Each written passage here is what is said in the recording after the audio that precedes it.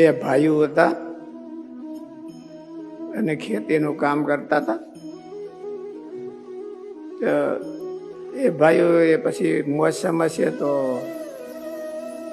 ઘઉં કે એવું બધી બાજરી હોય તો એને તૈયાર થયેલો એક ઢગલામાંથી બીજો ઢગલો બે ભાઈઓને પોતપોતાના ભાગે વેચી. એમાં એક ભાઈ છે ને બીજો ભાઈ ગેરહાજર હશે તો ઓલાના ઢગલામાંથી લઈ થોડાક ટોપલા ભરીને ત્યાં એક બળદિયો ઉભો હતો. ઓલે એને કીધું કે એ ભાઈ તું રહેવા દે, આ કોકના તમારા એક મુઠ્ઠી દાણા ખાધા છે તો આખું જિંદગી બળદિયો થવું પડ્યું છે.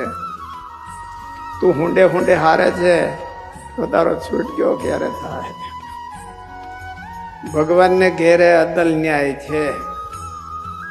હરિભગત હોય કે સાધુ હોય કે ગમે તે